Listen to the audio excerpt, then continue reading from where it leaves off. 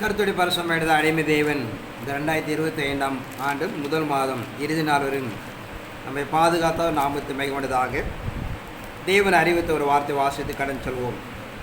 யாத்திராகம் 20ஆம் அதிகாரம் 12ஆம் வசனத்தை வாசிப்போம்.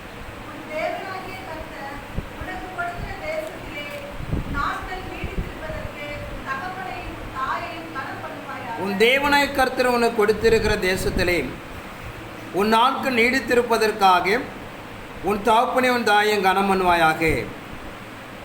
பூமிக்குரிய வாழ்க்கையில் தேவன் நமக்கு நடைமுறைப்படுத்துகிற பிரகாரம் மேலே வானத்தில் காணப்படுகிற பிதாவாகிய தேவன் நம் தகப்பனாகவும் மாம்சபுர பெற்றெடுத்த தன் தாயை தகப்பன்மார்களாகும் ஆவிக்குள்ள வளர்த்து உங்களை தேவ சுமந்து கொண்டு சேர்க்கிற ஆசாரியன் 3 விதமான தகப்பன்மார்களாக வேதம் நமக்கு வலியுறுத்துகிறது. அதன் அடிப்படைக்குள்ளாக இந்த 3 நிலைகளுக்குள்ளாக நாம் நடைமுறைப்படுத்தப்படும் போது நம்முடைய ஆயுசு நாட்கள் நீடித்திருப்பதாக நான் பார்க்கிறோம். ஏன்னா வேதாந்தத்தை நீங்கள் பாருங்கன்னா தேவன் கொடுக்கப்பட்ட கர்த்தருடைய கற்பனை கட்டளை நியாயப்பிரமாணத்தை கை கொள்ளப்படும் போது அவன் ஆயுசு நாட்கள் நீடித்திருக்கிறது. ரெண்டாவதாக உன் தகப்பனும் தாயை நீ கனம் பண்ணும்போது உன் ஆயுசு நாட்கள் நீடித்திருக்கிறது. அதே போல் ஆவிக்குள்ள அவங்களை வளர்த்து தேவ சமூகத்துக்கு சேர்க்கிற உங்களுடைய ஆசாருடைய வாழ்க்கையை நீங்கள் கீழ்ப்பிடிந்து நடக்கப்படும் போது நாம் ஆயுசு நாட்கள் நீடித்திருப்பதாக வேதம் சொல்லுகிறது. இது பொறுத்து நான் இறை சன்னிதானத்தில் இந்நாளுக்கு நாம் தியானம் செய்ய போகிறோம். ஏன்னா மார்க்கு நமக்கு நடைமுறைப்படுத்துகிற ஆதியாகமம் 2ஆம் அதிகாரம் 26லேருந்து 28 வரைக்கும் வாசிக்கும்.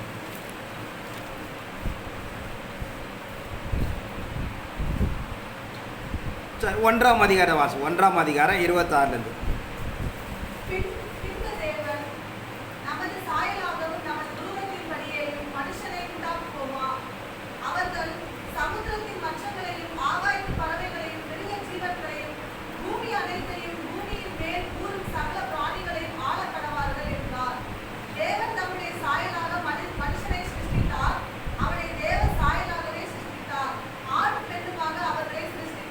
இறைமார்க்கு நமக்கு நடைமுறைப்படுத்துகிற பிரகாரம் பின்பு தேவன் தம் சாயலாகவும் நம்ம ரூபத்தினுடைய மனுஷனை உண்டாக்குவோமாக. அவர் சமுத்திரத்து மற்றங்களை ஆகாயத்து பறவை மிருகஜீவலாம் பூமி அனைத்தையும் பூமியில் ஊரும் சகல பிராண ஆளக்கடவார்கள். தேவன் தம்முடைய சாயல மனுஷனை சிருஷ்டித்தார். அவனை தேவ சாயலை சிருஷ்டித்தார். ஆணும் பெண்ணுமாக அவனை சிருஷ்டித்தார். ஆனால் இறைமார்க்கம் சொல்லப்படுகிற மனிதக்குள்ள இந்த பூமிக்கு வருவதற்கு முதல் காரணமாக இருக்கிற நம்முடைய தேவன் அவரே ஆதானை அவளை சிருஷ்டித்து இந்த பூமியை ஆண்டு கொள்ள கடவுது என்று சொல்லப்பட்டதாக பார்க்கிறோம். இப்படி காணப்படுகிற இறைத்தத்து 3 நமக்கு பிரிக்கிறார். மனித குலத்தை மீண்டும் நம்மை உருவாக்கி ஏதோன் தோட்டத்தில் இழந்து போனதை மீண்டும் நாம் அடைந்து கொள்வதற்காக தேவனுடைய மகத்துவங்களை 3ஆக நாம் நடைமுறைப்படுத்துவதாக பார்க்கிறோம். அக்கிரமத்து பாவத்தில் மரித்து காணப்பட்ட நம்மை கிறிஸ்து என்ற தேவகுமாரனாலே மீண்டும் ஒரு பழுதற்ற மனிதனாக நம்மை பூமிக்குள்ளாக உருவாக்குறார். அப்படி உருவாக்கப்படுகிற பாவ மன்னிப்பை பெற்ற மனிதன் தேவனை கிட்டு சேர்ற வரைக்கும் நமக்கு அச்சாரமாக இருந்து ஆவியான நம்மை பாதுகாத்து கொள்கிறார் என்று சொல்லப்படுவதாக பார்க்கிறோம். உபாகமம் 1ஆம் அதிகாரம் 31ஆம் வசனத்தை வாசிப்போம்.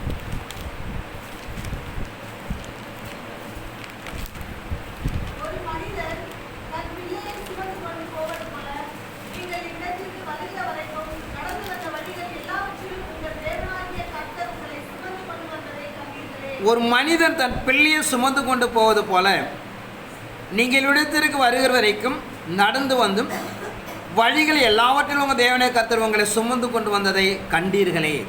ஆனால் இறைமார்க்கம் சொல்லுகிற பிரகாரம் அடிமைத்தனத்தில் காணப்பட்ட நம்மை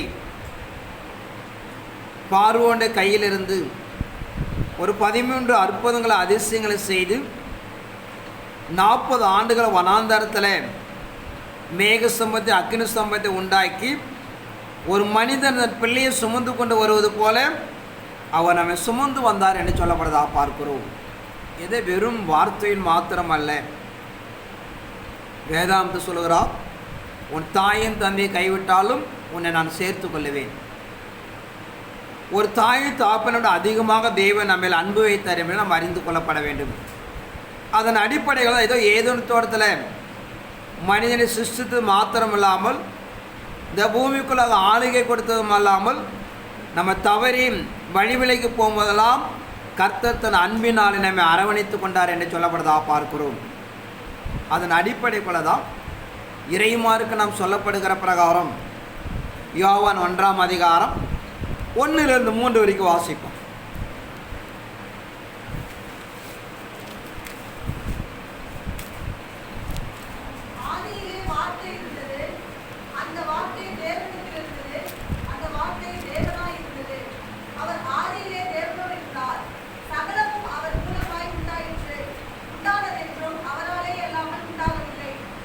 ஆதியிலே வார்த்தை இருந்தது, அந்த வார்த்தை தேவனிடத்தில் இருந்தது, அந்த வார்த்தை தேவனாய் இருந்தது.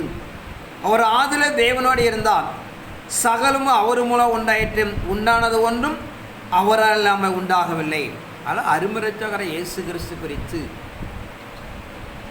தேவன வாயிலிருந்து புறப்பட்ட வார்த்தையாகவும் வல்லமையாகவும் வெளிப்பட்டு மரியாள் மேல் நிலையிடப்பட்டு ஒரு குமாரனை பெற்றுக் கொடுத்தாள் என்று பார்க்கிறோம். ஆனால் தேவனுடைய வாயிலிருந்து புறப்பட்ட வார்த்தை அவர் மூலியமாக நம்ம எல்லாமும் உண்டாகினது என்று சொல்லப்பட்டதாக பார்க்கிறோம். அதான் நம்முடைய அக்கிரம பாவங்களுக்கும் உலகத்தை பாவத்தை சுமந்து இருக்கிற தேவ ஆட்டுக்குட்டியாக நமக்கு தகப்பன் என்கிற ஸ்தானம் இயேசு கிறிஸ்து அதை அடைந்து கொள்கிறார். அவர் பிறந்து ரத்தம் சிந்தப்பட்டதினாலே அந்த சாயலை எப்படியாக அவர் உருவாக்கி கொள்கிறார். தொடர்ந்து தான் கொடுக்கப்பட்ட பாவமன்னிப்பை அடைந்தனால் ஒரு தேவனுடைய மகனாக மனிதனாக பரிசுத்தவனாக நிலைநிறுத்துவதற்கு ஆவியானுடைய ஒத்தாசம் இருந்ததாக இறைமார்க்கம் சொல்கிறது. யோவான் 16ஆம் அதிகாரம் 7-8 வாசிக்கும்.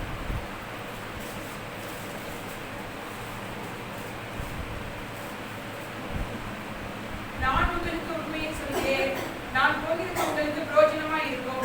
நான் போகாதிருந்தால் தேற்றவான் உங்களுக்கு வரார். நான் போவேனாகில் அவரை உங்களுக்கு அனுப்புவேன். அவர் வந்து பாவத்தை குறித்தும் நீதியை குறித்தும் நியாயத்தீர்ப்பை குறித்தும் உலகத்தை கண்டித்து உணர்த்துவார். நான் உங்களுக்கு உண்மையை சொல்லுகிறேன், நான் போகிறது உங்களுக்கு பிரயோஜனமாக இருக்கும். நான் போகாததை தேற்றவள் உங்களிடத்தில் வரார். நான் போவேனாகில் அவர் உங்களிடத்தில் அனுப்புவேன். அவர் வந்து பாவத்தை குறித்து நீதியை குறித்து நியாயத்தீர்ப்பை குறித்தும் உலகத்தை கண்டித்து உணர்த்துவார். வேதாந்த ரோமர் பரிதியில் பார்க்கிற பிரகாரம் எந்த ஒரு மனிதன் ஆவியானவர் பெற்றுகிறானோ தேவனுடைய பிள்ளையாக உருவாக்கப்படுகிறான்.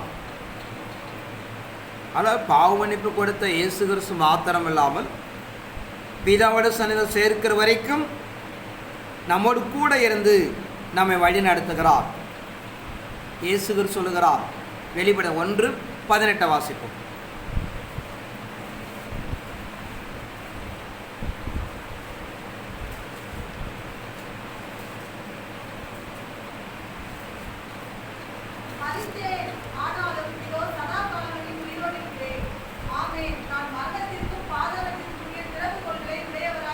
மரித்தேன், ஆனால் இதோ சதாக்களை உயிரோடு இருக்கிறேன்.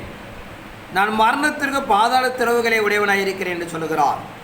ஆனால் அருமரட்சகர இயேசு கிறிஸ்து ஏதோ மரணம் அடைந்ததோடு அவர் வேலை முடிந்தது அல்ல.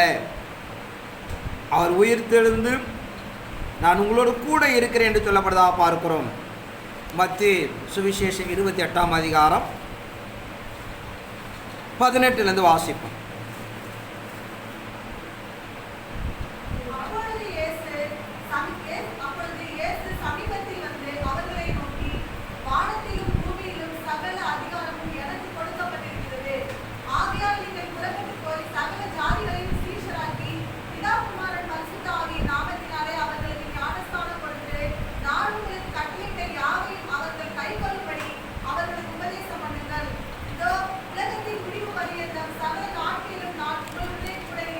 அருமரட்சகர இயேசு தன் சீசர்கள் சொல்லுகிற போது, நீங்கள் புறப்பட்டு போய் சகல ஜனங்களையும் சீசராக்கி பிதாகுமார பரிசுத்தம் ஞானஸ்தானம் கொடுங்கள், நான் சகல நாட்களும் உங்களுக்கு கூட இருப்பேன் என்று சொல்லப்படுவதாக பார்க்கிறோம். ஆனால் இறைமாருக்கு நம்ம நடைமுறைப்படுத்துகிற சகரியாவில் சொல்லுகிற பிரகாரம் அவர் கடைசி நாளுக்கு நம்மோடு கூட இருந்து திருச்சபையை கட்டுவார் என்று சொல்லப்படுவதாக பார்க்கிறோம். அந்த மனிதன் பாவத்தின் நிமித்தமாக தெய்வீகத்தை 3 நிலையை பிரித்து கொடுத்தாலும் நமக்கு ஒரு தகப்பன் ஸ்தானத்தில் இருந்து எல்லா நிலைகளையும் நம்மை காப்பாற்றி உதவி செய்து நாம் எதற்காக அனுப்பப்பட்டோமோ அந்த நோக்கத்தை நிறைவேற்றி கொடுப்பதற்கு அவர்கள் அந்த உரிமையை பெற்றுக்கொள்கிறார்கள். அதை நிறைவேற்றி கொடுக்கிற வரைக்கும் நம்மோடு கூட இருந்து நம்மை வழி நடத்துகிறார் என்பதை நாம் அறிந்து கொள்ளப்பட வேண்டும். அதனால்தான் அவர் வழி நடத்துவதனால்தான் நமக்கு சொல்லப்படுகிற பிரகாரம் ஒரு தகப்பன் ஸ்தானத்தில் இருக்கிறார்கள். அதோடு மாத்திரமில்லாமல் நம்முடைய ஆயுசு நாட்களை நம்மை பாதுகாத்து எல்லாரும் தப்பி வைத்து நமக்கு உதவி செய்கிறார்கள் என்று சொல்லப்படுவதாக பார்க்கிறோம். இரண்டாவதாக, நம்மை பெற்றெடுத்த தாய் தாப்பன்மார்களை நாம் கனப்படுத்தப்பட வேண்டும். கொலோசியர் 3ஆம் அதிகாரம் 20ஆம் வசனத்தை வாசிப்போம்.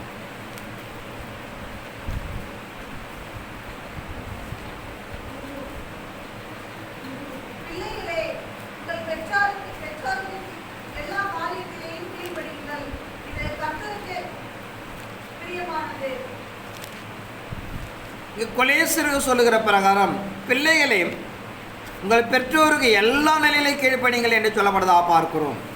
அதனால் பெற்றெடுக்கப்பட்ட தாப்பன்மார்களுக்கு நாம் எல்லா நிலையிலும் கீழ்ப்படிவதற்கு நாம் கர்த்தருக்கு பிரியம் என்று சொல்கிறார். ஆனால் இறைமாருக்கு நாம் சொல்லப்படுகிற இந்த நாட்களில் நாம் அப்படி நிலைகளை கிறிஸ்துவ மார்க்கம் இழந்து போவதை நாம் பார்க்கிறோம். திருமணமான பிறகு வருகிற மருமகள் அல்லது ஒரு மனிதனுடைய மனைவியானவள் தன் குடும்பத்தை பிரித்து போடுவதை நாம் பார்க்கிறோம். அப்படி காணப்பட நம்ம ஆயுசு நாட்கள் அப்படியாக அழிக்கப்படுகிறது. மத்திய 7ஆம் அதிகாரம் 10 வாசிப்போம். மார்க் 7 நினைக்கிறேன். மார்க் 7:10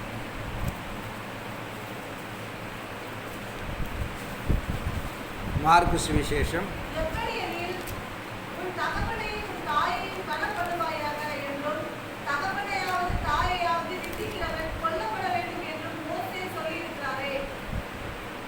தொடர்ந்து வாசி.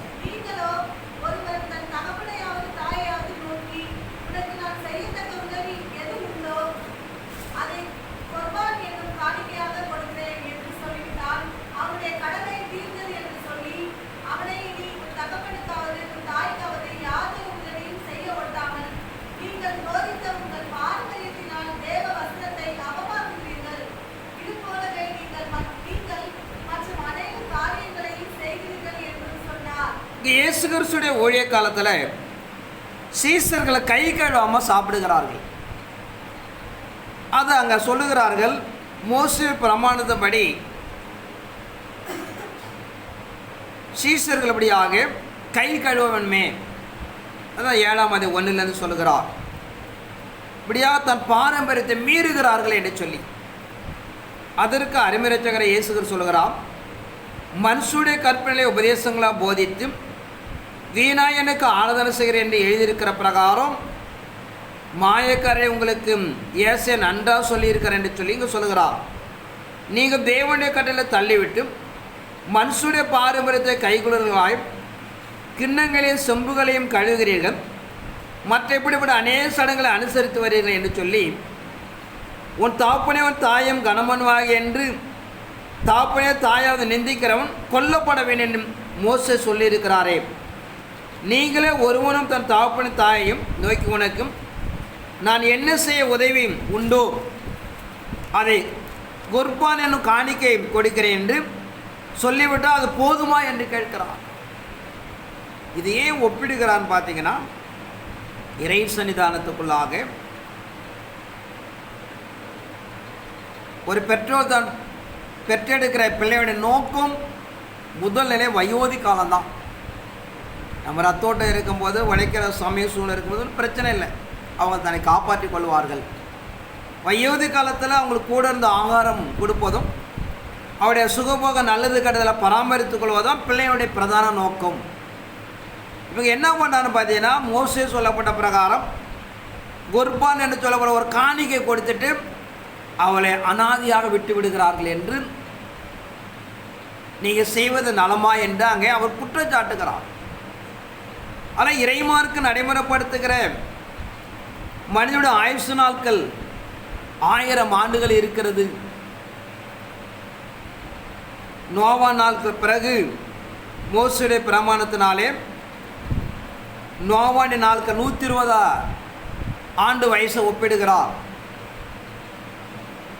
அதன் புதிய ஏற்பாடு காலத்தை கடந்து வருகிறோம். சங்கீதம் 90:10 சொல்லுகிற பிரகாரம் 70+80 மனிதனுடைய ஆயுசு நாட்கள் கடந்து வருகிறது. கடைசியாக நான் 1 மணி நேரம் உட்கார்ந்துருக்கிறோம், 3 ஆண்டு காலம் என்று சொல்லி. 1000, 120, 80 ஒரு நாள் என்று சொல்லுகிற 1 மணி நேரம் ஆகிய 3 ஆண்டு காலத்தை நாம் ஜீவித்து கொண்டு இருக்கோம் என்பதை நாம் அறிந்து கொள்ளப்பட வேண்டும்.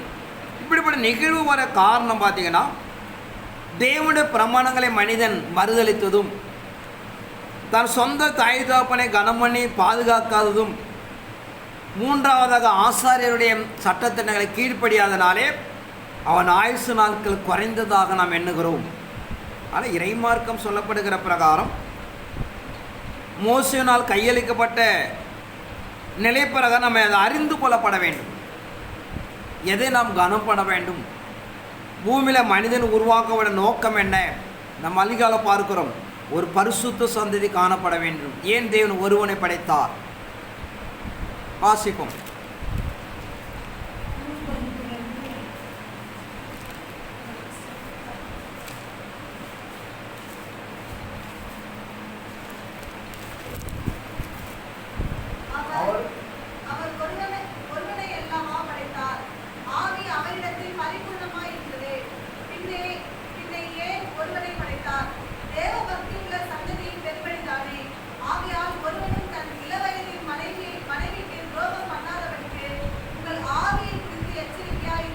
அவர் ஒருவனை அல்லவா படைத்தார், ஆவியவிடத்தில் பரிபூர்ணமாக இருந்ததே. பின்ன ஏன் ஒருவனை படைத்தார்? தேவ பக்தி உள்ள சந்ததி என்று பார்க்கிறோம். அதனால் இறைமார்க்கம் சொல்லப்படுகிற தன் சாயலும் தன் ரூபத்திலும் மனிதனை சிருஷ்டிக்க நோக்கம், தனக்குள்ளே இருக்கிற அத்தனை பரிசுத்தம், அதிகாரம், வல்லமை, மகிழ்மை மனிதனுக்கு காணப்பட வேண்டும். அவன் விலாயிலும் விளைத்து யாவாலை உண்டாக்கி அவர்கள் மூலியமாக ஒரு பரிசுத்த சந்தை உருவாக்கப்பட வேண்டும் என்று தேவன் தீர்மானித்தார். பரத்தில் உண்டாக்கப்பட்ட தேவன் வாயிலிருந்த புறப்பட வார்த்தைக்கு மனிதன் துரோகம் செய்ததினாலே அவன் ஆயுசு நாட்களை இழக்கிறான். ஏன்னா அவன் நோக்கம் அழியாமை. மரணம் என்பது மனிதனுக்கு நியமிக்கப்பட்டது அல்ல. அதை மீறி அவன் பாவம் செய்ததினாலே மரணமில்லாத ஒரு மனிதன் அவன் ஆயுசு நாட்களை 1000 ஆண்டுகளாக தன்னை குறைத்து கொள்கிறான். 1000 ஆண்டுகளாக நியமிக்கப்பட்ட மனிதன் தன் பெற்றோருக்கு கீழ்ப்படியாமல் வேதவசனத்தை மீறி நடந்து கொள்வதனாலே தன் ஆயுசு நாட்களை குறைத்து கொள்கிறான். தொடர்ந்து நாம் கடைசி பிரயாணத்தில் கடந்து போகிற ஆசாரியருடைய வார்த்தையை கீழ்ப்படியாமல் போவதனாலே அவன் ஆயுசு நாட்கள் குறைக்கப்படுவதாக இறைமார்க்கம் சொல்லப்படுகிறது. சத்தத்தை கேட்டுக்கொண்டு இருக்க தெய்வ சந்ததி, அழியாமே சுதந்திரிக்கப்பட்ட மனிதன் தேவன வார்த்தை மீறி செய்ததினாலே மரணம் என்பது அவனுக்கு நியமிக்கப்பட்டது. தொடர்ந்து தான் மாம்சபர பெற்றெடுத்த தாய் தந்தையை கனம் பண்ணாமல் அவர் செய்ய வேண்டிய காரியங்களை செய்யாதனாலே அவன் ஆயுசு நாட்கள் பாவத்தில் அக்கிரமத்தில் கடந்து போனதினாலே அது 120 நடைமுறைப்படுத்தப்படுகிறது. தொடர்ந்து தேவனால் அனுப்பப்பட்ட ஆசாரிய ஊழியத்தில் கீழ்ப்படியாமல் போவதனாலே அவன் ஆயுசு நாட்கள் 70+80 மாற்றப்படுவதாக நான் பார்க்கிறோம். இந்த 3 நிலைகளுக்குள்ளாக தேவன் நம் கொடுக்கப்பட்டிருந்த ஆயுசு நாட்களை அவன் இழக்கிறான் என்பதை நாம் அறிந்து கொள்ளப்படும். உலகத்தில் எதை வேணாலும் சம்பாதித்திடலாம். அறிவு, திறமை, பலம், அதிகாரத்தை வைத்து ஜீவனை மாத்திரம் நீங்கள் சம்பாதிக்க முடியாது. ஜீவன் என்பது தேவனுடைய பரத்தில் இருக்க தேவனுடைய வார்த்தையிலிருந்து உண்டாகிறது. தம்மை உண்டாக்கின தன் தாய் தந்தை கனம் பண்ணும்போது ஜீவன் கூட்டி கொடுக்கப்படுகிறது. ஆசாரியர் போதிக்கப்படுவனாலே அவன் ஜீவன் காக்கப்படுகிறது. தொடர்ந்து வாசிப்போம். எபிரேயர் 13 17ஆம் வசனத்தை வாசிப்போம். எபிரேயர் 13:17.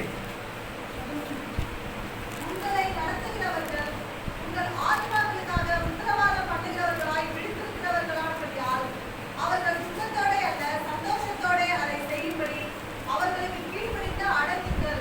எபிரேய பக்தன் சொல்லுகிற பிரகாரம் உங்களை நடத்துகிறவங்களை ஆத்மாவுக்காக உத்தரவாதம் பண்ணுகளால் விழித்திருக்கிறார்படியால் அவரை துக்கத்தோடு அல்ல சந்தோஷத்தோடு அதை செய்யும்படி அவர் கீழ்ப்படுத்த அடங்குங்கள், அவர்கள் கீழ்ப்படிந்து அவர்களுக்கு உட்படுங்கள் என்று சொல்லுகிறார். ஆனால் இறைமார்க்கம் சொல்லப்படுகிற உங்களை வழி நடத்துகிற ஆசாரியன் நம்முடைய ஆயுசு நாட்கள் மாத்திரம் இல்லாமல் உங்களை பரத்தில் கொண்டு போய் சேர்ப்பதற்கு அவங்கள தான் உத்தரவாதமாக நடைமுறைப்படுத்தியிருக்கிறார். அவள் கீழ்ப்படிந்து அவருடைய வார்த்தைகளுக்கு எனக்கு உட்படுங்கள் என்று இறைமார்க்கம் சொல்லப்படுதா பார்க்கிறோம். அவளை சந்தோஷமாக நடத்துவதை நீங்கள் உங்களை காத்து கொள்ளுங்கள் என்று சொல்லப்படுதா பார்க்கிறோம். ஏன்னா இறைமார்க்கம் நடைமுறைப்படுத்துகிற இயேசு கிறிஸ்து தான் ஊழிய காலத்தில் அறிவிக்கிற பிரகாரம் யோவான் 20ஆம் அதிகாரம் 21 வாசிப்போம்.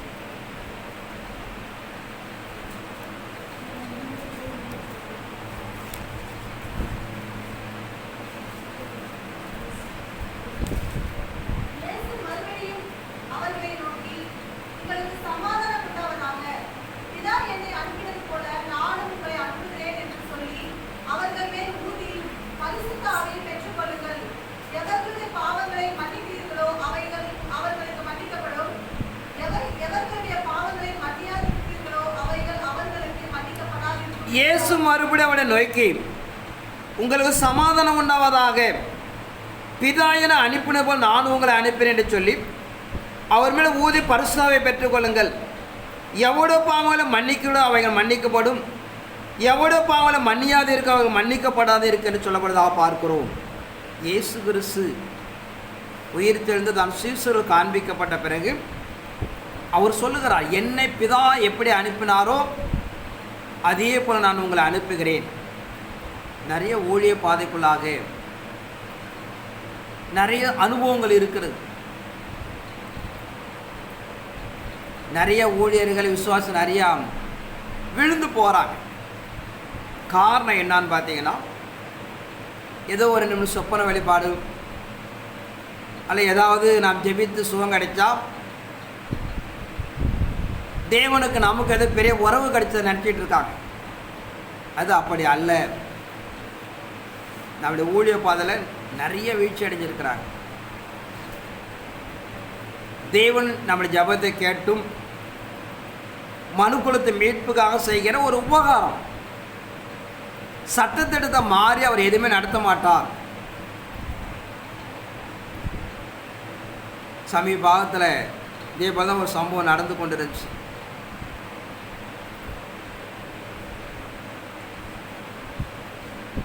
ஜபங்களை கேட்கிற தேவன் தான். ஆனால் ஊழியர்களோட ஒரு ஐக்கியம்லாம் போனதுனால சுத்தமாக பாவத்தில் வீழ்த்துட்டான். ஆனால் இறைமார்க்க நடைமுறைப்படுத்துகிற பிரகாரம் ஆவிக்கிறமோட தன்மை தெரியாது. ஆவிக்கிறமன்றது ஒரு பெரிய பலம் உள்ளது. மரித்து போன ஆவி, விக்கிரக ஆவி, பிலிசுனி ஆவி, வானமனது பொல்லாத ஆவிகள் இருக்கிறது. நாம் எபிரேயரில் பார்க்கிறோம், எபேசியில் பார்க்கிறோம். ஒரு சில ஆவிகள் நமக்கு அடங்கும், கீழ்ப்படியும். ஒரு சில ஆவி நம்ம ஒட்டுமொத்தமாக நம்ம க்ளோஸ் பண்ணிகிட்டே போயிடும். நம்ம எதுவுமே பண்ண முடியாது. ஆவிக்கிறமான ஏதோ நம்ம ஜெபிப்பதன் சில சுகம் கிடைப்பதனால கடவுள் நம்மளோட கூட இருக்கிறார், நம்ம எல்லாத்தையும் ஜெயித்து விட நினைப்பது மிக மிக தவறான ஒரு விஷயம். ஆவிக்கிற மண்டலத்துடைய தன்மைகள் அவங்களுக்கு தெரியாது. மோசே தான் மரித்து போன பிறகு ஒரு தூதன் போய் அடக்கம் பண்ண போகிறார். அங்கே தர்க்கம் பண்ணுகிறது. கர்த்தர் உன்னை கடிந்து கொள்வாராக என்று சொல்லப்படுதா பார்க்கிறோம். தேவ சமூகத்தில் யோபையை சோதிப்பதற்காக அவன் போய் உத்தரவாதம் கேட்கிறார். யோபுடைய மனநிலை அறிந்தனால நீ போய் சோதித்துக்கொள் என்று சொல்லுகிறார். நாலாகமத்தில் பார்க்கிறோம், 400 தீர்க்கதரிசி பொய்யின் உபதேசத்தில் கடந்து போனால் அங்கே போய் கேட்குறான். அவன் ஊழியக்காரெல்லாம் பொய்யா போயிட்டான்.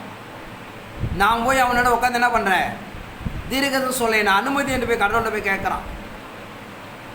ஆனால் இறை சன்னிதானம் என்பது ஒரு நாட்களுக்கு கடந்து போனீங்கன்னா சட்டம் அங்கே நிலைப்படுத்தப்படும். தேவனுடைய ஈவோ அனுகிரகத்தால் நம்ம எதை சில காரியம் செஞ்சு கொடுப்பார். ஆனால் சட்டத்துக்கு மாறாக போயிட்டா பிரச்சனை உண்டாயிடும். ஆனால் இறைமாருக்கு நம்ம நடைமுறைப்படுத்துகிற பிரகாரம் சபை என்பது சபையுடைய ஆசாரியம் தான் நமக்கு உத்தரவாதம் என்று சொல்கிறது. அப்படிதான் ஒரு ரூல் தான் இறைமார்க்கம் என்பது. அதன் அடிப்படையில் தான் நாம் அந்த நிலையை நாம் நடைமுறைப்படுத்திக் கொள்ளப்பட வேண்டும். என கிறிஸ்துவ வாழ்க்கை ஒரு செயின், வானத்திலிருந்து ஒரு தொடர்பு கூடியது. என கிறிஸ்துவ ஒன்றுமே புரியாமல் ஓடிக்கொண்டிருக்கிறார்கள். இதை டிவியில் சில நிகழ்வை கேட்டுட்டு ஆராதனைக்கெல்லாம் போகாமல் இருக்கிறாங்க. அப்படிலாம் இறை சமூகத்தோட ஒரு விதிமுறையே கிடையாது. தேவனுடைய மனமூச்சு நாள் என்பது தேவனை போய் ஆராதிக்கப்பட வேண்டும். இவர்களால் தன் சுயாதீனத்துக்காக தன்னை மாற்றிக்கொள்வதனாலே பாவம் செய்து அக்கிரமம் செய்து கடைசியாக போய் சிக்கிக்கொள்வார்கள். ஏன்னா சாத்தாம் தந்திரவாளி, அவன் எல்லாம் சரியாக அறிந்திருக்கக்கூடியவன். நம்மளை எப்போ எந்த நிலை கவுக்கல என்பது அவனுக்கு ரொம்ப லெகுவாக தெரியும் ஒவ்வொரு விஷயங்களும். ஆனால் இறைமார்க்கு நடைமுறைப்படுத்துகிற பிரகாரம் மேலேருந்து ஒரு செயின் வழியாக தான் இறைமார்க்கும். இறைவன் எல்லாமும் நமக்கு அறிவிக்க மாட்டார். உங்களுக்குள்ள சில தகுதியை மாத்திரம் உங்களை அறிவிப்பார். ஏன்னா வேதத்தில் நிறைய நிலைப்பாடுகள் இருக்கிறது. இஸ்ரவேல் வழி நடத்தப்படும் போது மோசே தன் கோலை நீட்டுகிறார். அங்கே பெரிய ஜெயம் உண்டாகிறது. கையை தாங்க முடியாத கோலை இறக்கும் போது தோல்வி உண்டாகுது என்று பார்க்கிறோம். அவன் கையை 2 பேர் சுமந்து கொள்கிறார்கள். அங்கே ஜெயம் உண்டாவதாக நான் பார்க்கிறோம். ஆனால் நம்ம தொடர்ந்து அங்கே நீங்கள் பார்த்தீங்கன்னா ஆரோன் மெரியாமோட வாழ்க்கைலாம் பார்க்கிறோம். கடவுள் எல்லார்ட்டையும் பேசுவார். வித்தியாசம் இருக்கிறது. அதன் அடிப்படையில் நான் போய் சிக்கிக்கொள்ளக்கூடாது. ஏன்னா இறைவன் என்பது வாக்கு மாறாத தேவன். தன் நடைமுறை ஒன்றுமே மாற்றிக்கொள்ள மாட்டார். மனிதனுடைய சில சூழ்நிலைக்காக நிலைப்பாடுகளுக்காக சில உதவி செய்வார். அதெல்லாம் சட்டத்திற்கு மாறி எதுவுமே செய்ய மாட்டார். 1-2 படியாக நான் மீட்பு ரட்சிப்பாக நடைமுறைப்படுத்த நாம் அறிந்து கொள்ளப்பட வேண்டும். ஆனால் இறைமார்க்கம் சொல்லுகிற பிரகாரம் உங்கள் நடத்துகிற ஆசாரியன்படியாக உங்களுக்கு உங்கள் ஆத்மாவுக்கு உதவிகரமாக இருக்கிறான் என்று சொல்லுகிறது. மத்திய 16ஆம் அதிகாரம் 18 வாசிப்போம்.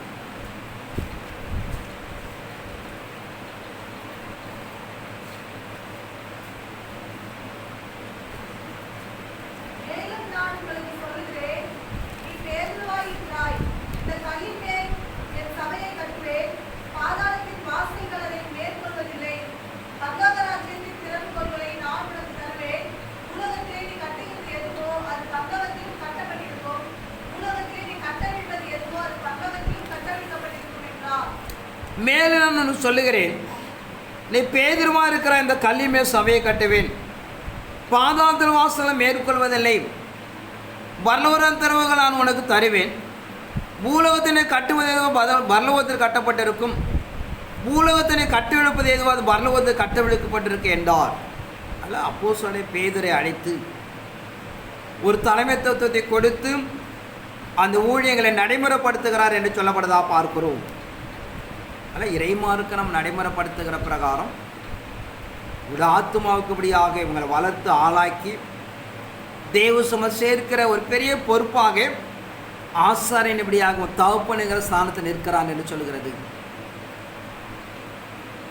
அதன் அடிப்படையில் தான் அங்கே நடைமுறைப்படுத்துகிறார். ஏன்னா இறை சமூகத்துக்குள்ளாக சில காலகட்டத்தில் கடந்து போனாலும் தேவன் நமக்கு தீர்மானிக்கப்பட்ட விஷயம் தான். எபேசியர் 5ஆம் அதிகாரம் 27ஆம் வசனத்தோட வாசிப்போம். கரைதிரை குறையானவைகள் ஒன்றும் இல்லாமல் பரிசுத்தமும் பிழையற்றதுமான மகிமையுள்ள சபையாக அதை தமக்கு முன் நிறுத்திக் கொள்வதற்கு தம்மை தாமே அதற்கு ஒப்புக் கொடுத்தார். கரைத்திரை முதலாக ஒன்றுமில்லாமல் பரிசுத்தமாக பிழையற்றதுமான மகிமையுள்ள சபையாக அதை தமக்கு நிறுத்திக் கொள்வ தம்மை அர்ப்பணித்தார் என்று பார்க்கிறோம். ஆனால் இயேசு கிறிஸ்துடைய பிரதான நோக்கம் வேதாந்தத்தில் பார்த்த சில விஷயங்களை நாம் தப்பாக புரிஞ்சுக்குவோம். ஒரு கானானிய பெண் வருகிறார், தன் பிள்ளைக்காக வேண்டிக் கொள்கிறார். அங்கே என்ன இயேசு சொல்லுகிறான்னு பார்த்தீங்கன்னா, முதலாவது தன் பிள்ளைகள் திருப்தி அடையட்டும், அதன் பிறகு மற்றவர்களுக்கு கொடுக்கணும் தான் சொல்கிறாரு. தவிர ஒரு புறஜாதியோட கானானை பெண்ணுக்கு நன்மை செய்யக்கூடாது என்பது தெய்வ தீர்மானம் அல்ல. அங்கே நிறைய இடத்துல தெளிவாக சொல்லுவார், முதலாவது தன் பிள்ளைகள் அப்பத்தை தின்றும் திருப்தி அடையட்டும், அதன் பிறகு நம்ம மற்றவர்களுக்கு கொடுப்போம் என்று சொல்லி. இதுதான் நியமம். அதை தான் அவர் ஃபாலோ பண்ணுறார். சொத்து சம்பாதிக்கிறோம், 60 வருஷம் வரைக்கும் உழைக்கிறோம், யாருக்கு முதலாவது கொடுக்குவோம்? தன் பிள்ளைங்களுக்கு தான் கொடுக்க முடியும். அதன் அடுத்த நம்ம யாருமே பங்கிட்டு கொடுக்க முடியும். ஆனால் இயேசு கிறிஸ்து முதல் ஊழியம் துவங்கி போய் கொண்டு இருக்கிறார், கிரியை நடைமுறைப்படுத்தி கொண்டு இருக்கிறது. அந்த சமயத்தை அந்த கானானை பெண் வந்து கேட்குறான். அது சொல்லுகிற வசனம் என்ன? முதலாவது தன் பிள்ளைகள் திருப்தி அடையட்டும், அதன் பிறகு யாருக்கு கொடுப்பான்னு பார்த்தீங்கன்னா தன்னுடைய மற்றவருக்கு கொடுப்பேன் என்று சொல்கிறார். அதை தான் அங்கே நடைமுறைப்படுத்துகிற தவிர கானானை பெண் கொடுக்கக்கூடாதுங்கிற நிலை அல்ல. ஆனால் இறைமார்க்கம் இயேசு கிறிஸ்து எதற்காக பூமிக்குள்ளாக அனுப்பப்பட்டாரோ அதை நாம் நடைமுறைப்படுத்தப்பட வேண்டும் என்று சொல்கிறார். ஆனால் நாம் இறை சமூகம் எதிர்பார்க்கிற வண்ணமாக முதலாவது அந்த ஸ்லாக்கிய முதல் நிலை என்பது தன் சொந்த ஜனத்துக்கு தரப்பட வேண்டும். நீங்கள் பார்த்தீங்கன்னா நாம் பார்க்குறோம் மத்திய 10ஆம் அதிகாரம்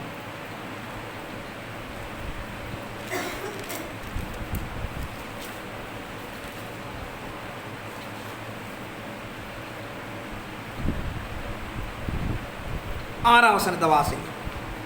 காணாமல் போன ஆடுகளாகிய இஸ்ரவேல் வீட்டாருக்கு போங்கள், கோவையை பரலோக ராஜ்யம் சமீபித்திருக்கிறது என்று பிரசங்கியுங்கள்.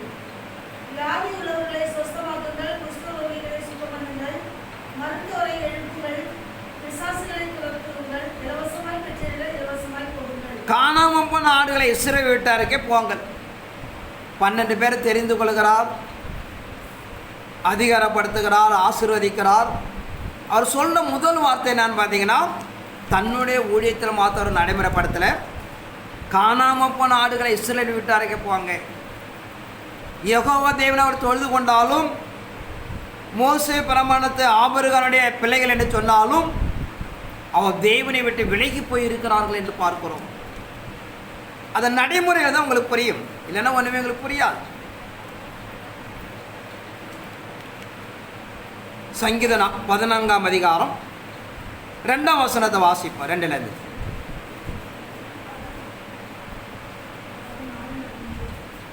சங்கீதம் 14:2. தேவனை தேடுகிற உணர்வுள்ளவர் உண்டோ என்று பார்க்க கர்த்தர் பரலோகத்திலிருந்து மனிதர்களை கண்ணோக்கினார். எல்லாரும் வழி விலகி ஏகமாய் கெட்டுப் போனார்கள். நன்மை செய்கிறவன் இல்லை, ஒருவனாகியும் இல்லை. அக்கிரமக்காரரில் ஒருவனுக்கும் அறிவு இல்லையோ.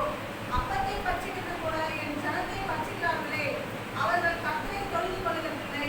தேவனை தேடுகிற உணர்வுடன் உண்டோ என்று பார்க்க கர்த்தர் பரலோகத்தை மனுப்புவதை கண்ணோக்கினார். இறை சமூகத்தை நாம் புரிந்து கொள்ளப்பட வேண்டும். இறை மார்க்கம் என்பது இன்றைய நிலையை எடுத்துக்கொண்டேன்னா மனுக்குலத்தை பாதுகாத்து ரட்சித்து விடுதலையாக்குவதற்கும் ஆவியானவர் கையில் ஒப்புவித்திருக்கிறார். அவருக்குள்ள ஒரு பெரிய சேனை இருக்கிறது, அதுதான் நம்மளை பராமரித்துக் கொள்கிறது. இயேசு கிறிஸ்து பிதாவாகிய தேவனுடைய பார்வையில் ஒன்றுமே கிடையாது. நீங்கள் பார்த்தீங்கன்னா உங்களுக்கு தெரியும், ஒரு தமிழ்நாடு கவர்மெண்ட் இருக்குது, ஆளுகை செய்கிற ஒரு முதல்வர் இருந்தாலும் அவருடைய நேரடி பார்வை எதுவுமே கிடையாது. ஒரு மாவட்ட நில ஆட்சியாளர் உருவாக்கி அதில் டிஆர்ஓ, ஆர்டிஓ, ஆர்ஐ, தாசில்தார் விசாரிப்பு வரைக்கும் வரும். இவங்களுடைய கண்ட்ரோல் தான் நேரடியாக பார்வைக்குள்ளாக இருக்கும். அதே போல் இறைமார்க்கம் என்பது நம்ம நினைக்கிற தேவர் பிதா நேராக நம்மளெல்லாம் பார்த்துக்கலாம் இருக்க மாட்டார். ஆவியானுடைய முழு கண்ட்ரோலில் வைக்கப்பட்டிருக்கிறது. நமக்கு கொடுக்கப்பட்ட அவர்களுக்கு கையளிக்கப்பட்ட சட்டத்திட்ட பிறகு நம்ம என்ன பண்ணுவாங்கன்னா நம்மளை பராமரித்துக் கொள்வார்கள். இங்கே நான் பார்க்கிற பிரகாரம் திடீரென்று எனக்கு காண்பித்த 2 விஷயங்கள் இருக்கிறது. தேவனுடைய வலதுபுறத்தில் இருக்கிற மாளிகைக்குள்ளாக மேலே வானத்தில் பார்த்தீங்கன்னா தினந்தோறும் நடக்கிற முக்கியமான செய்தியை அந்த சிங்காசனத்தை முன்பாக எழுதப்பட்டிருப்பதை எனக்கு கடவுள் காமித்தார் ஒரு முறை. ரெண்டாவது ஒரு முறை எனக்கு தெரிஞ்ச விஷயம் என்ன சொன்னது, நான் அவனை உற்று கவனித்து கொண்டே இருக்கிறேன் அப்படின்னு சொன்னார். நான் சும்மா நான் சுகாசல் போய் பேசுவேன், உங்கள் வேலையே இல்லை ஆண்டவர், என்ன தான் பார்த்துட்டு இருப்பேன்னு கேட்டேன். அப்போ கேட்டுட்டு எப்படி ஆண்டவர் என்னை பார்த்துட்டு அப்படின்னு கேட்டேன். அப்போ தான் அந்த வசனம் இப்போ தான் தெரியும், இந்த உலகத்தை என் கரங்களை வரைந்து வைத்திருக்கிறேன், என் கரத்தை பார்த்தா நீ என்ன பண்ணிட்டேன்னு தெரியும் அப்படின்னு சொன்னார். இப்படிப்பட்ட இறை சமூகத்துக்குள்ளாக தேவனுடைய பார்வையில் உலகம் இருந்தாலும் அவர் தினந்தோறும் நம்மை பார்த்து கொண்டு இருப்பது அல்ல, நமக்கென்று ஒரு நிலைப்பாடை வைத்திருக்கிறார், நம்மளை பராமரித்துக் கொள்கிறார்கள். இங்கே பார்க்கிற வசனம் பிரகாரம் திடீரென்று ஒரு நாள் தேவன் பூமியை பார்க்கப்பட வேண்டும் ஆசைப்படுகிறார். அங்கே கடந்து வருகிறார், எல்லாரும் வழிவிலைக்கு போனார்கள், ஒருவனாகிலும் இல்லை என்று சொல்லுகிறது. யெகோவா தேவனை தொழுது கொண்டிருந்தாலும் தேவன் நியமிக்கப்பட்ட கொடுக்கப்பட்ட கட்டளை கற்பனை நியாயப்பிரமாணத்தை படி நடக்காமல் அவரவர் தன் சுயாதீனத்தை பயன்படுத்தி வாழ்ந்து கொண்டிருக்கிறார்கள். தேவனை தான் தொழுது கொள்கிறாங்க, நான் தேவனை எதிர்பார்த்தவன் நம்ம வாழல. அதாங்க நடைமுறைப்படுத்த விஷயங்கள். இங்கே அவர் பார்க்குறார், எல்லாரும் யெகோவா தேவனை தொழுது கொள்கிறார்கள், ஆராதிக்கிறார்கள், சபைக்கு போகிறார்கள். ஆனால் தேவனை எதிர்பார்க்கிற பரிசுத்தம் இல்லை, நீதி அல்ல, நியாயம் இல்லை, அவனோ மன விருப்பத்தை கடந்து போகிறான் என்று அங்கே சொல்லுவதாக நான் பார்க்கிறோம். ஆனால் இறைமாருக்கு நாம் நடைமுறைப்படுத்துகிற பிரகாரம் நம் நிலைப்பாடுகளை அறிந்து கொள்ளப்பட வேண்டும். பரத்தில் இருக்கிற பிதாவே தேவன் நமக்கு ஒரு நிலைகளை ஆவிக்கிற தாப்பனாக நாம் காணப்படுகிறார். இந்த பூமியில் நாம் கடந்து வருவதற்கு பெற்றோர்கள் மாம்சப்பராக நம்ம ஒரு தாப்பன்மார்களாக இருக்கிறார்கள். உங்களை வளர்த்து தெய்வ சமூகம் கொண்டு சேர்க்கிற வரைக்கும் ஒரு பிரதான பொறுப்பு ஆசாரியன் அதை அடைந்து வைக்கிறான், நடைமுறைப்படுத்துகிறான். எல்லாருக்கும் பங்கு இருக்குது, அப்பா அம்மாவுக்கு இருக்கிறது, மனைவிக்கு இருக்கிறது, பிள்ளைகள் இருக்கிறது, நண்பர்கள் இருக்கிறது. அதை விட ஒரு கூடுதலான பொறுப்பு யாரும் பார்த்தோன்னா ஆசாரியன் இருக்கிறது சொல்லுகிறது. அவ்வளோதான். ஏன்னா ஆசாரியன் ஆசாரியை மாத்திரம் வளர்ப்பது மாத்திரமல்ல, பொறுப்புகளை வந்து கூடுதலான பொறுப்பு. உங்களை நித்திய ஜீவனை அடைந்து கொள்வதற்கும் அங்கே எபிரேய கருத்தில் சொல்லுகிற பிரகாரம் உங்களை ஆத்மாவுக்கு அவனை உத்தரவாதனாக இருக்கிறான் என்று சொல்லுகிறது. ஆனால் இறைமார்க்கு நாம் சொல்லப்படுகிற பிரகாரம் இந்த கடைசிகால தெய்வத்திடத்தை நாம் நிறைவேற்றி கொடுப்பதற்கு பிரதான பொறுப்பில் இருக்கிற தேவனாய் கர்த்தர் ஒரு முதன்மை நிலையில் இருக்கிறார். ரெண்டாவது, அவங்க பெற்றெடுத்த பெற்றோர்கள் அடுத்த நிலையில் வருகிறார்கள். மூன்றாவது, அப்படியாக ஆசாரியன் எப்படி அவங்க வளர்த்து கொண்டு போய் தெய்வ சமூகம் சேர்ப்பதனாலே இந்த 3 பேரும் நாம் இறைமார்க்கம் எதிர்பார்க்கணுமாக நீங்கள் கனப்படுத்தினால் உங்கள் ஆயுசு நாட்கள் நீடித்து இருக்கும் என்று இறைமார்க்கம் சொல்கிறது. ஆனால் இந்த பூமியில் நீங்கள் உங்களுடைய ஆயுசு நாட்களும் சமாதானத்தும் அடைந்து கொள்ளப்பட வேண்டும்னா இப்படி காரியங்களை நாம் நடைமுறைப்படுத்தப்பட வேண்டும். வேதத்தில் நீங்கள் உற்று கவனிச்சிங்கன்னா குழம்பே போடுவோம் சில விஷயங்களை.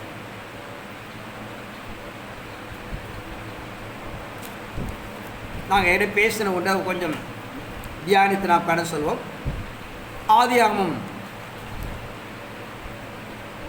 4ஆம் அதிகாரம் 1 வாசிப்போம்.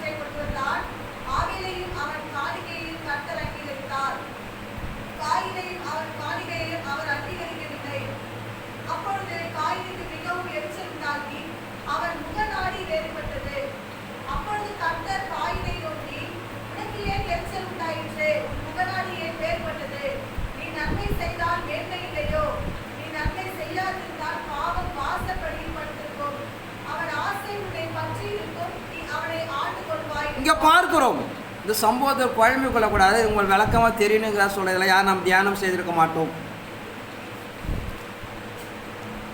2 பிள்ளைகள் வளர்ந்து பெறுகிறார்கள். ஆதானுடைய பிள்ளைகள். காயின் வயலில் பயிர் வகைகள் எடுத்துக்கொள்கிறான்.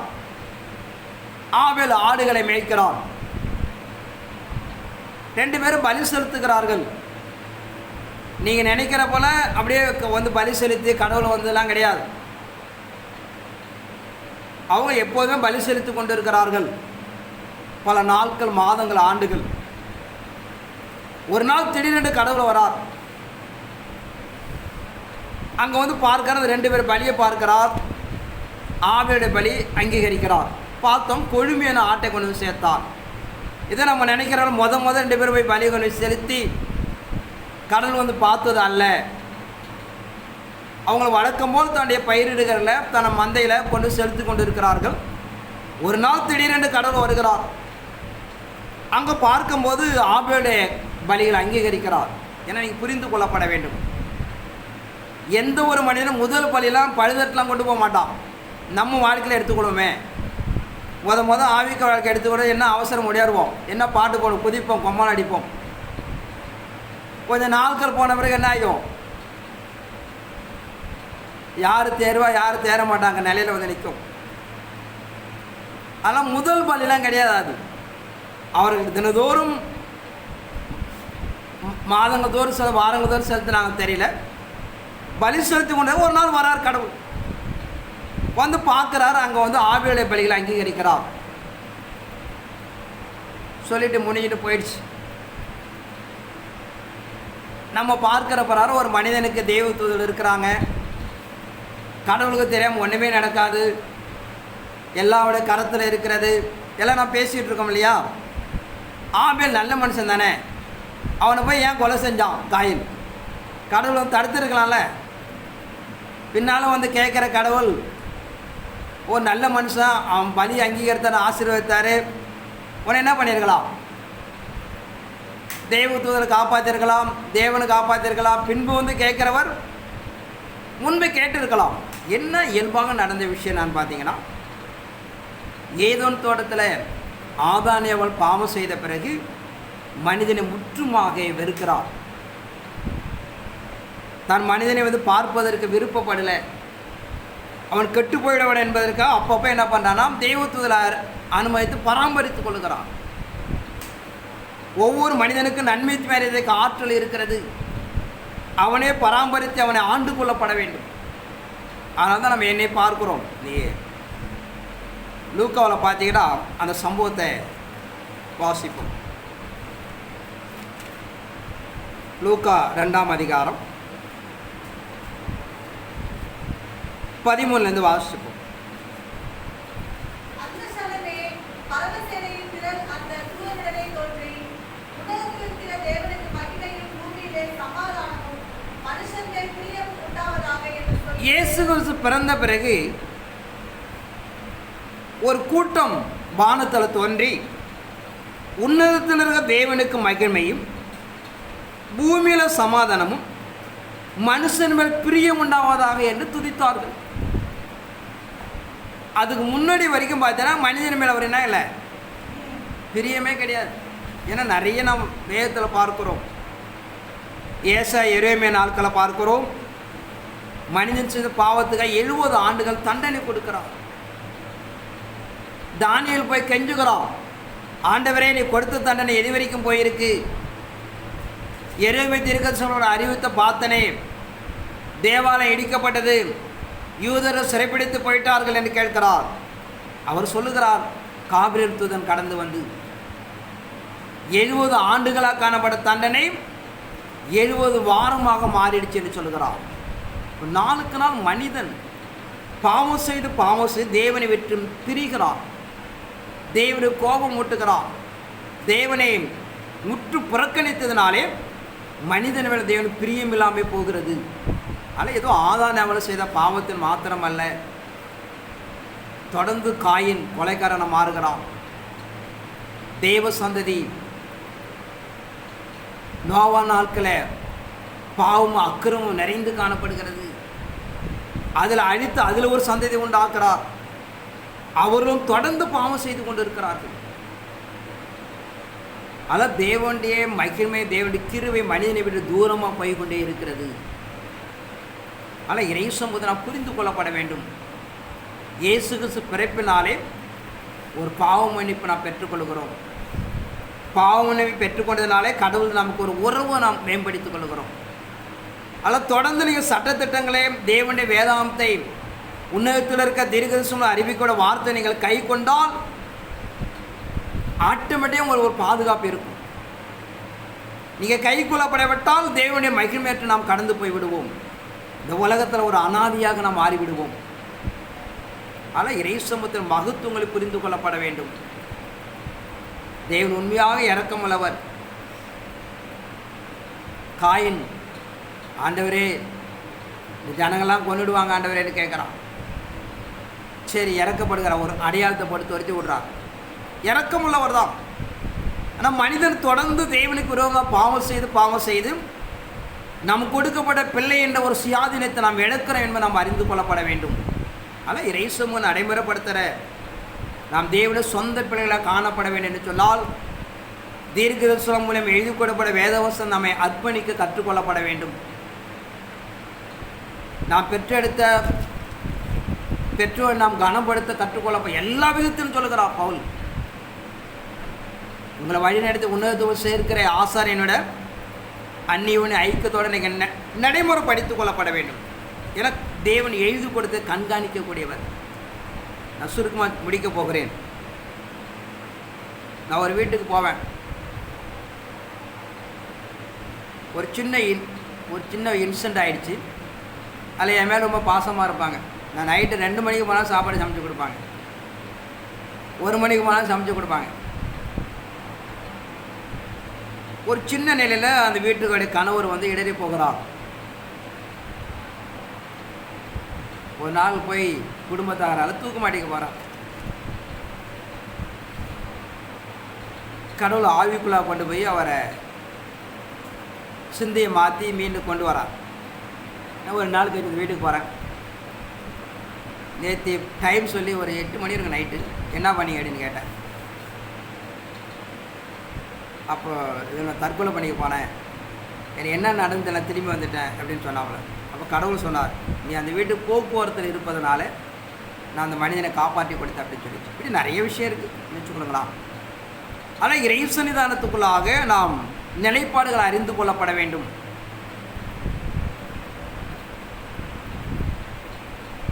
எந்த அளவுக்கு வேதவசனத்தை நாம் கை கொள்கிறோங்களோ நேரடியாக பரத்திலிருந்து உங்களுக்கு ஒத்தாசை உண்டாகும்.